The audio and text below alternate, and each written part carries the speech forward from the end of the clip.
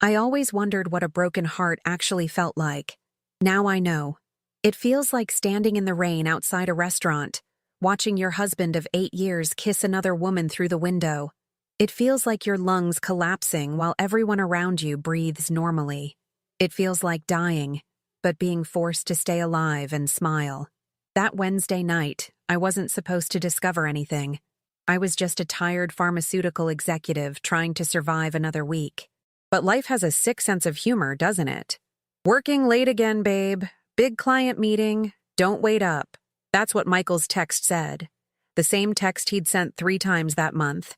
The same meeting that apparently required his expensive cologne and the watch I'd given him for our anniversary. I believed him until I didn't. Until Kelly from accounting accidentally copied me on an email confirming his regular Thursday lunch meeting, on a day he'd told me he was out of town. One lie unraveled everything. That's the thing about trust. It's a house of cards. Pull one out, and you start noticing all the others wobbling. I hired a private investigator the next day. Dramatic? Maybe. Necessary? Absolutely. Within a week, I had a name. Rebecca Wilson, 32, marketing director at a competing firm. I had photos of dinners, park walks, and hotel visits. I even had audio, which I never listened to fully. Some wounds you choose not to inflict. That night, as I scrolled through the evidence, something caught my eye in one of the photos. Rebecca was opening a gift, a small blue box that looked painfully familiar. I zoomed in, my hands shaking. It was the Tiffany bracelet I'd found in Michael's browser history last month. The one he'd convinced me was a surprise for our upcoming anniversary. I laughed until I cried. Then I just cried. The investigator had also mentioned something about a big event planned for this Friday. Rebecca's birthday celebration at Maison Laurent, that new French place downtown that had a 3-month waiting list. The place I'd been hinting about wanting to try. The place Michael said was overpriced and pretentious. I was about to close my laptop when a notification popped up. A new email from the investigator with one additional detail he'd uncovered. Rebecca's parents' phone number, extracted from an emergency contact form at her gym. Thought this might be useful.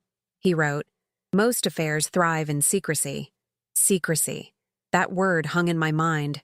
I sat there, staring at that number, something shifting inside me. The tears dried on my face. I felt a strange calm replace the storm that had been raging for weeks.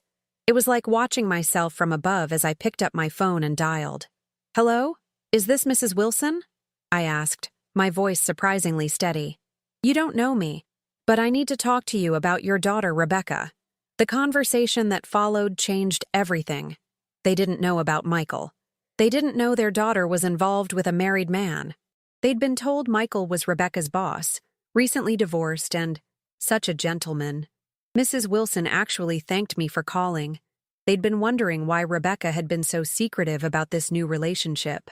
"We're flying in to surprise her for her birthday this Friday," Mrs. Wilson said excitedly. "She thinks we couldn't make it, but we've been planning this for months. Her brothers are coming too."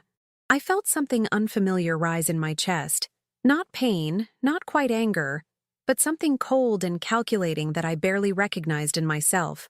"What a coincidence," I heard myself say. I was planning to surprise them at dinner too.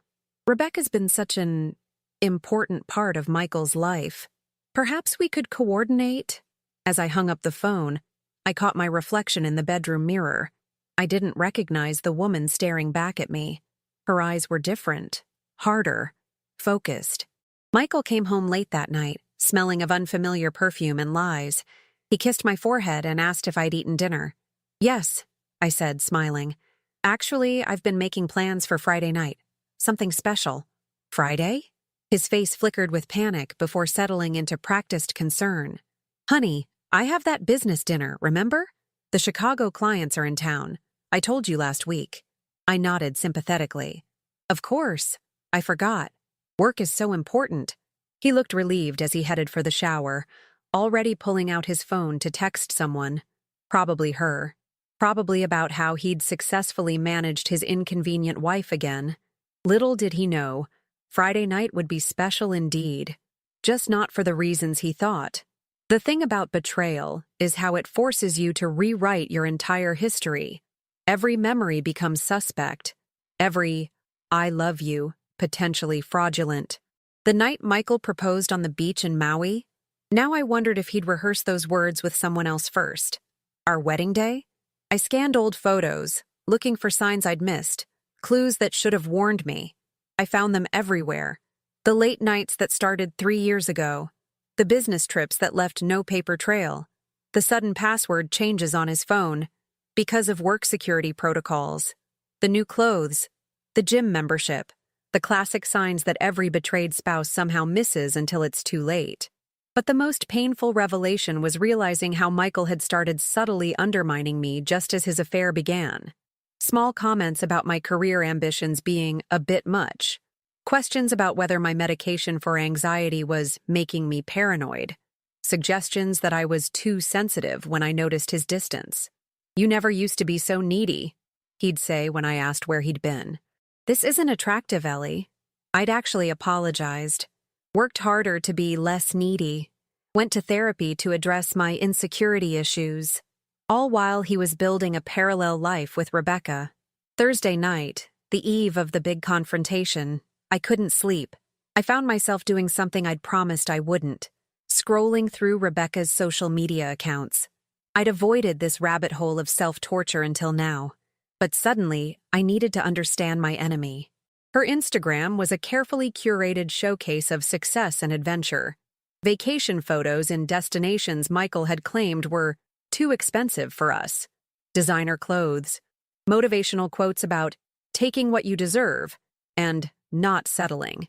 And there he was, in the background of several photos, carefully cropped but unmistakable to a wife of 8 years. His watch, his shoulder, the back of his head.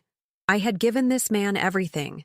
My 20s, my fertility, my inheritance that funded his business when the banks wouldn't touch him, my unwavering support through his father's death and his career setbacks. And what had Rebecca given him? Excitement, youth, freedom from responsibility, the chance to pretend he was someone else. I found my wedding album and flipped through it mechanically. There we were, promising forever. Michael's best man, James, standing beside him. James, who had stopped calling once the affair started. Had he known? Had everyone known except me? My phone pinged with a text from Mrs. Wilson. "Flight landed. We're so excited for tomorrow. The restaurant confirmed our special request to be seated near her table. Her brothers can't wait to meet Michael properly." I texted back a thumbs up and continued my archaeological dig through the ruins of my marriage.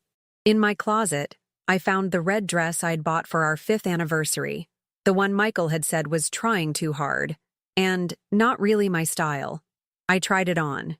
It fit perfectly, hugging curves that Michael had stopped noticing years ago. I wore it to work the next day.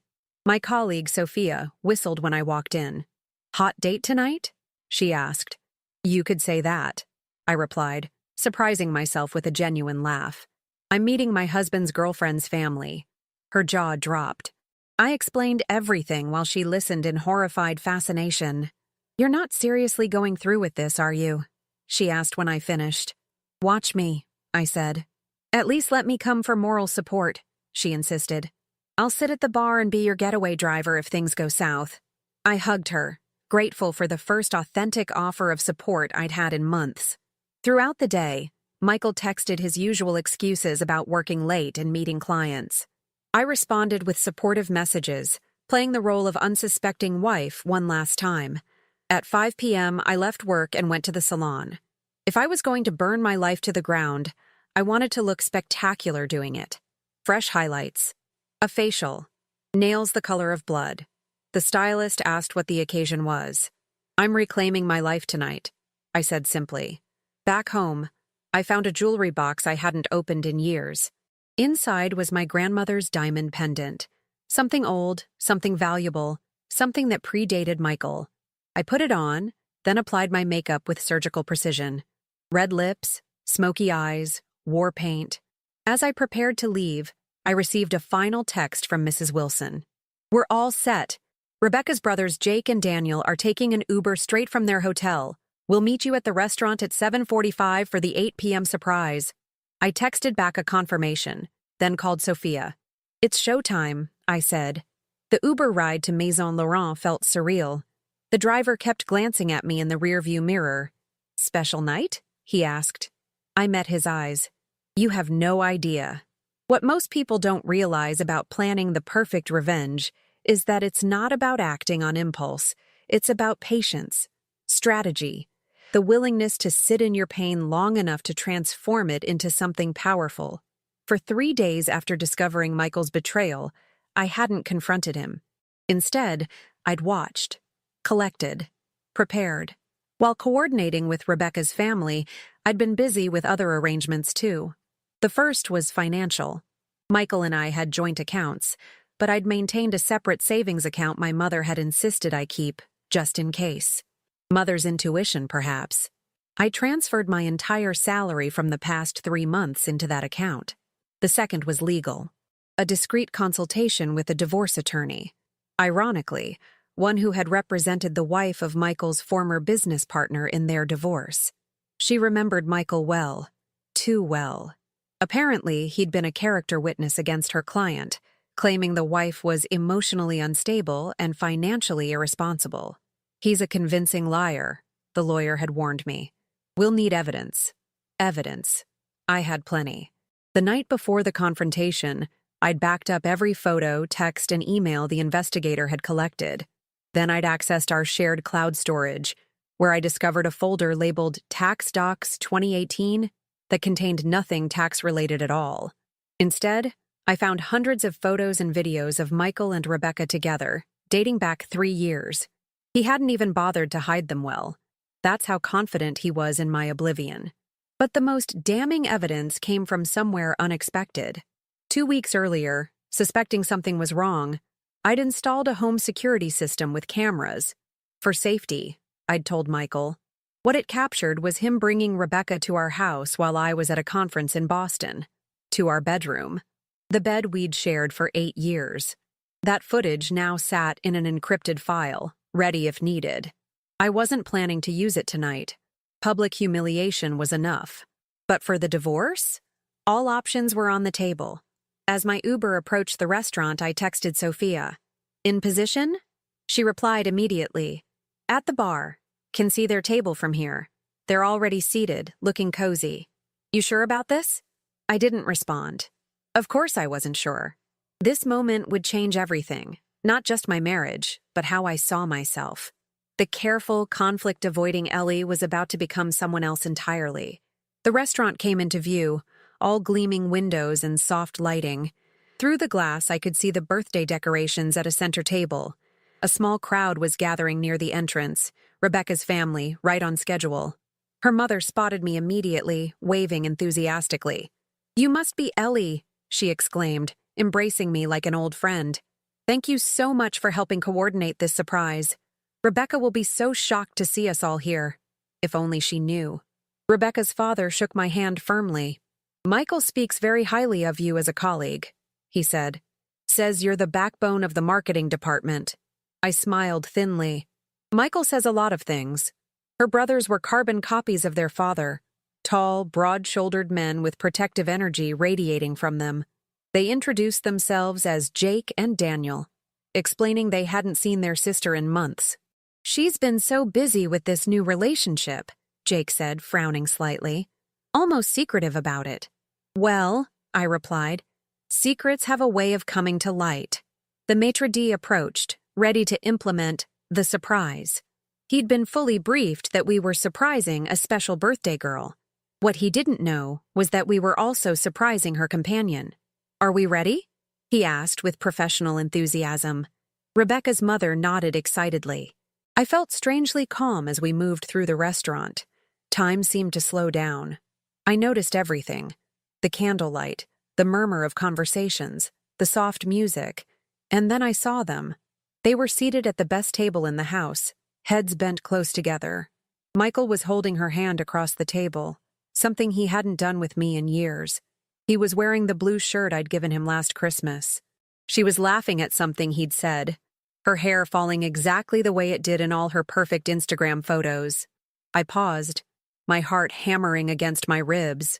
For one wild moment, I considered walking out, choosing dignity over drama. Then Michael leaned forward and kissed her, the gentle, reverent kind of kiss that used to be mine, and my hesitation evaporated. I tapped Rebecca's mother on the shoulder and whispered, "Let me go first. I want to see Michael's face when he sees me." She nodded, delighted by what she thought was friendly coordination. I took a deep breath and stepped forward, my red dress catching the light, my grandmother's diamond glinting at my throat. "Happy birthday, Rebecca," I said loudly, clearly. Michael's head snapped up, our eyes locked. In that single moment, his face cycled through confusion, shock, and bone-deep terror. Rebecca turned, frowning at the interruption, not yet recognizing me from the few times we'd crossed paths at company events. "I'm sorry," she started. Ellie," Michael croaked, half rising from his chair. How did you—" "Surprise," I said softly, just as Rebecca's family moved forward into view behind me. "Mom? Dad!" Rebecca shrieked, her face draining of color.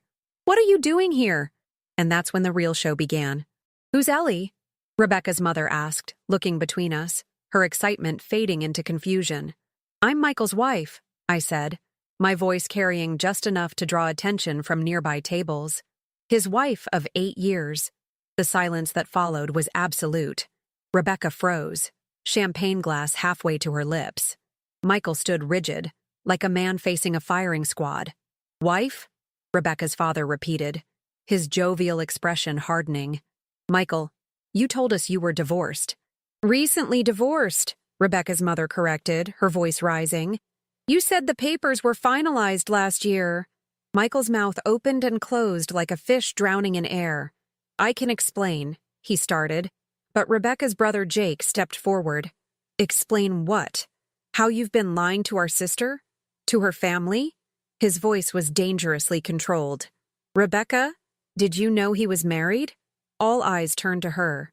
This was the moment I'd both dreaded and anticipated, learning whether she was victim or accomplice.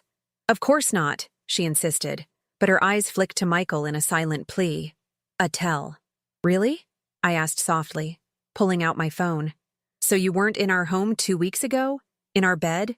While I was at a pharmaceutical conference in Boston?" Rebecca paled further. "You knew," I continued, my voice steady. "You've known for at least a year. The day you called our home phone and I answered. Remember? You hung up, but not before asking for Michael by name." Other diners were openly staring now. A waiter hovered uncertainly nearby. Sophia had moved closer, phone discreetly recording. "Is this true?" Rebecca's father demanded, his face flushing with anger. Rebecca's eyes filled with tears.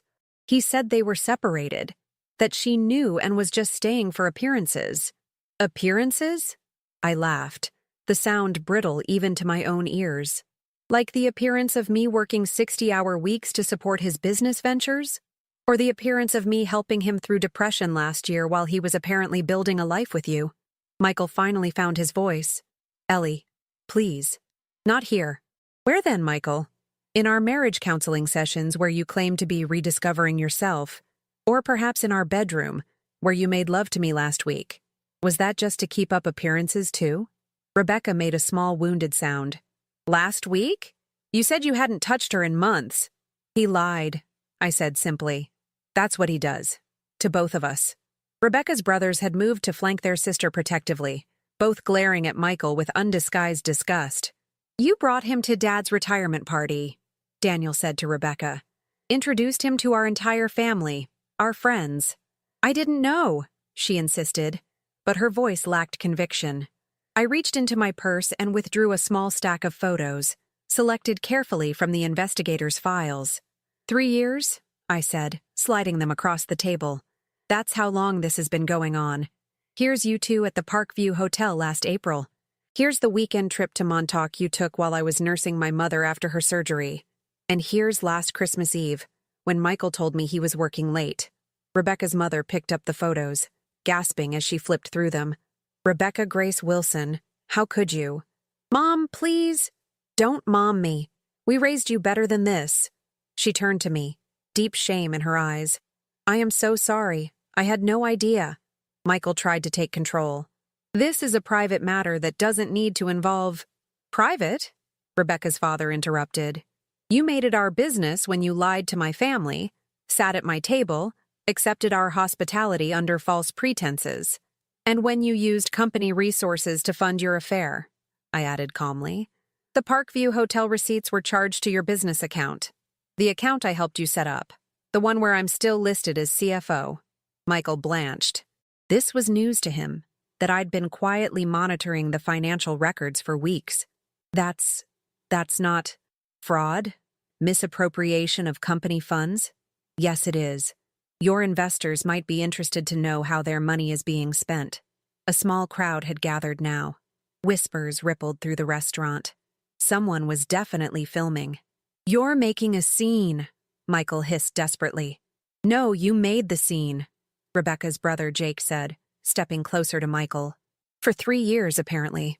I'd like you to leave, Rebecca said suddenly, not looking at either of us. Both of you. Please. Sweetheart, her mother began, but Rebecca cut her off. I can't do this here.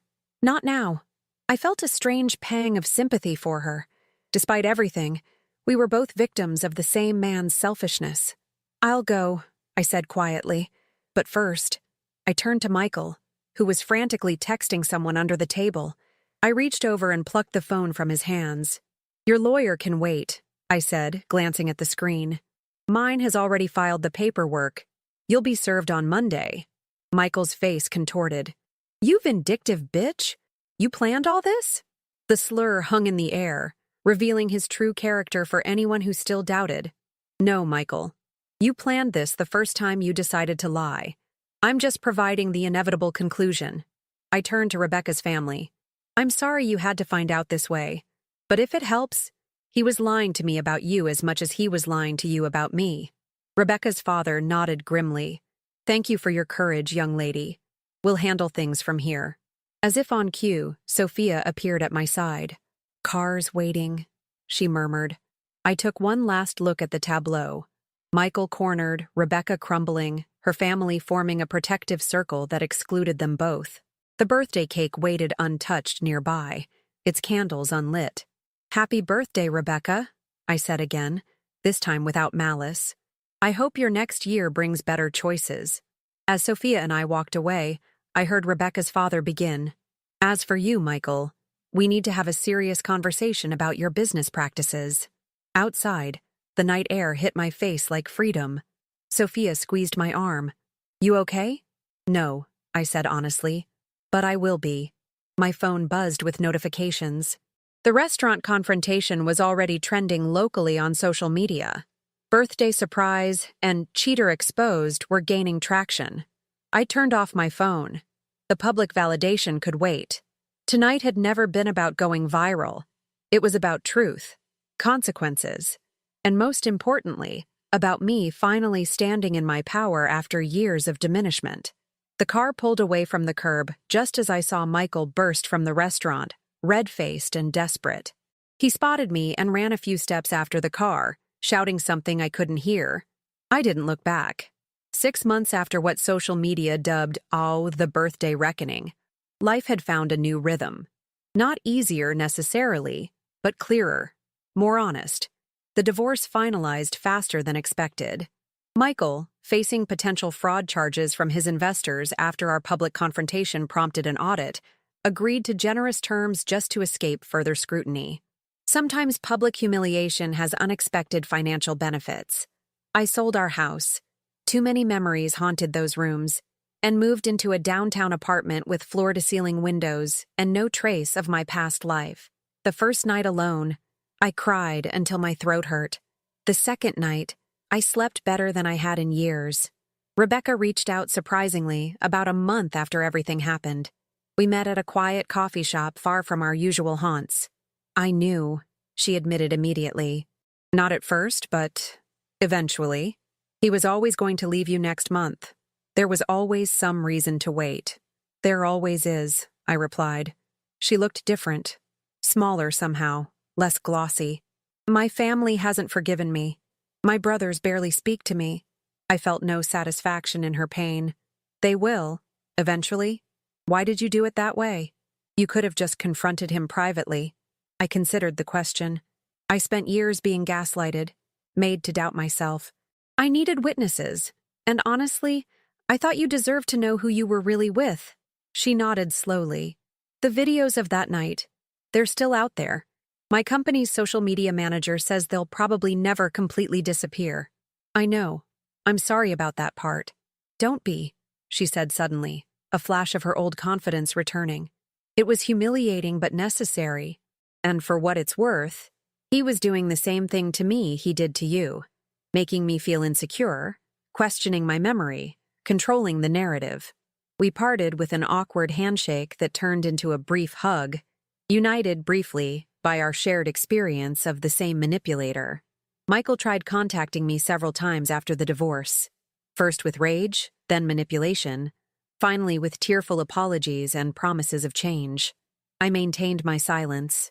Some endings don't need further dialogue. Sophia insisted on throwing me a rebirth party for my 35th birthday. I resisted until she pointed out it would mark exactly 1 year since the confrontation. Reclaim the date, she urged. Make it about you, not them. So I did. We took over a small restaurant, not Maison Laurent, and I invited only people who had proven their loyalty during the darkest year of my life.